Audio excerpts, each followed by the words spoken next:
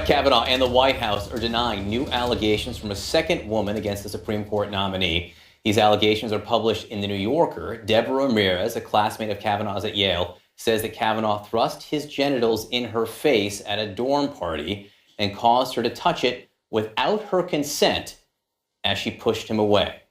Ronan Farrow, who broke the story with Jane Mayer in The New Yorker, joins us now. Ronan, thanks so much for being with us, and thanks for helping us try to understand the reporting here, which is very much part of the pushback against these claims this morning. So let me go right at that first, because in the very second paragraph, I think it is, of this piece, you note that Ramirez was reluctant at first to characterize Kavanaugh and his role, but after 6 days of reassessing her memories and talking to lawyers, she felt confident enough to come forward. So what does that mean, that at first she was reluctant to say this happened this way, but after 6 days of thinking about it, she came forward? So I think it's important to note this is behavior that is not atypical in cases of trauma, in cases that stem from claims of many years ago, and in cases that involve heavy drinking, which she readily admitted this was. This is a woman who did not come forward with a press release. Her story was recounted unbeknownst to her, to senators who began looking at this claim, and she was placed at the center of a firestorm.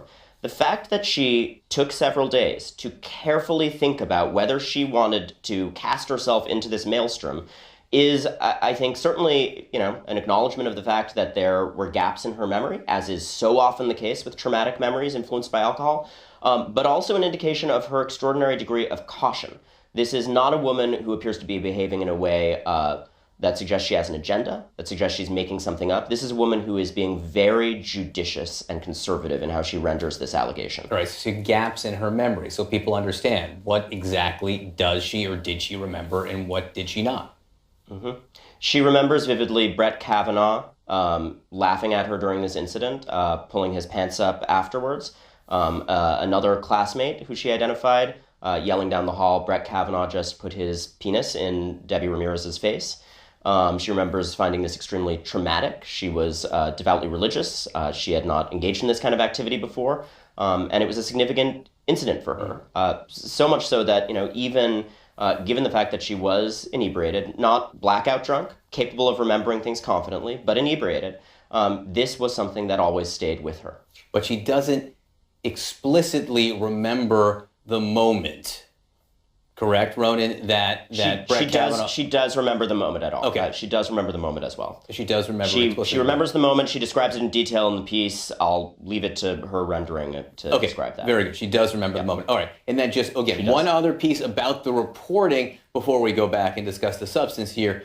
You, again, state in the piece. In all the arguments against this, I should note, you lay out. It's not as if you were not very careful in explaining exactly what the doubts and the questions about this were.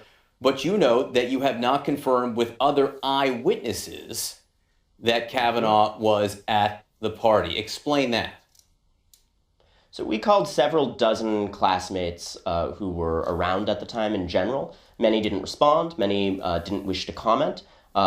Several were working, in fact, with Brett Kavanaugh's team and signed on to a statement saying, they didn't have direct knowledge of this, but they didn't think it was the kind of thing that he would have done, and we included that.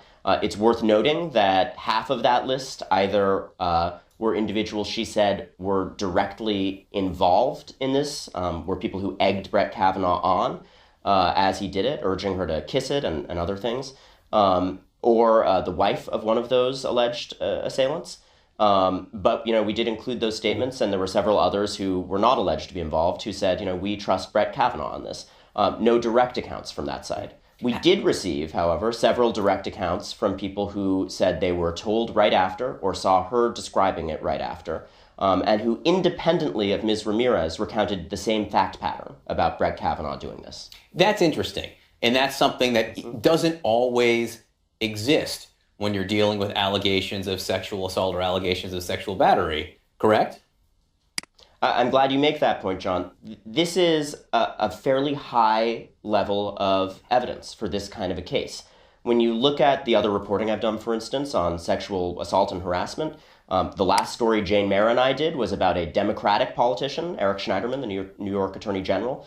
And we used the same caution and standards there.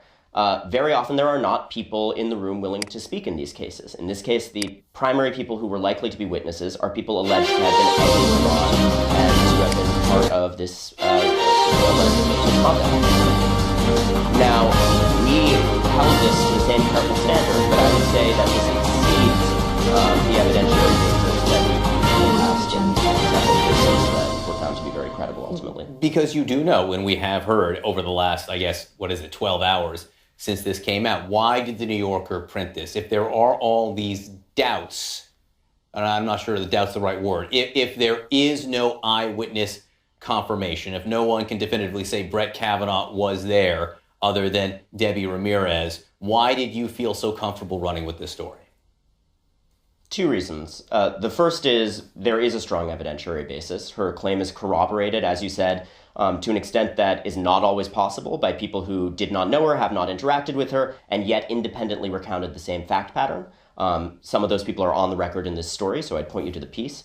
The other is, I think, the same reason that she decided to speak, John, which is this is a story that is out there on the Hill. It is being investigated. It is a matter of news whether she tells her own version of this story or not. That put her in an exceptionally difficult position.